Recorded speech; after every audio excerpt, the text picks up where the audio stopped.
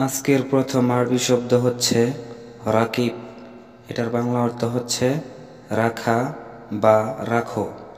রাকিব অর্থ রাখা বা রাখো। তারপরে শব্দ হচ্ছে খাল্লি। এটার বাংলা অর্থ হচ্ছে থাকা বা থাক, রাখা বা রাখো। খাল্লি অর্থ থাকা বা থাক, রাখা বা রাখো। তারপরে শব্দ হচ্ছে খাল্লি হেনা। এটার বাংলা অর্থ হচ্ছে এখানে থাক বা এখানে রাখো। খাল্লি হেনা অর্থ এখানে থাক বা এখানে রাখো। তারপরে শব্দ হচ্ছে খাল্লি বাল্লি। এটার বাংলা অর্থ হচ্ছে বাদ দাও। খাল্লি বাল্লি অর্থ বাদ দাও।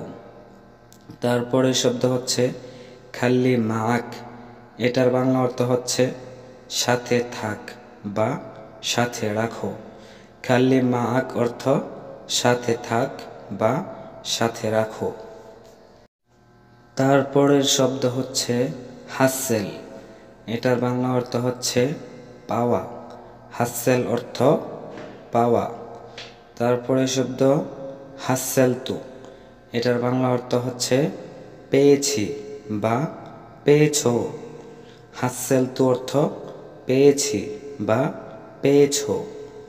তারপরে শব্দ হচ্ছে মা হাসেলত বা মা হাসেলতু।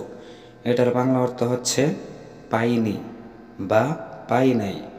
মা হাসেলত বা মা হাসেলতু অর্থ পাইনি বা পাই নাই। তারপরে শব্দ হচ্ছে দাউর। এটার বাংলা অর্থ হচ্ছে খোঁজা বা খোঁজো। দাউর অর্থ খোঁজা বা খোঁজো। তারপরে শব্দ হচ্ছে দাউর দাউর বা দাউর দাউর। এটার বাংলা অর্থ হচ্ছে খোঁজাখুঁজি। দাউর দাউর অর্থ খোঁজাখুঁজি। তারপরের আরবি শব্দ হচ্ছে শৌফ। এটার বাংলা অর্থ হচ্ছে দেখা বা দেখি বা দেখো। শৌফ অর্থ দেখা বা দেখি বা দেখো। তারপরে শব্দ হচ্ছে শুফতু। এটার বাংলা অর্থ হচ্ছে দেখেছি বা দেখেছ। শুফতু অর্থ দেখেছি বা দেখেছ। তারপরে শব্দ হচ্ছে মাই শুফত। এটার বাংলা অর্থ হচ্ছে দেখি নাই। মাই শুফত অর্থ দেখি নাই। তারপরে শব্দ হচ্ছে শুফ দাউর। এটার বাংলা অর্থ হচ্ছে খুঁজে দেখো। শুফ দাউর এটার অর্থ খুঁজে দেখো। তারপরে শব্দ হচ্ছে শুফ হেনাক।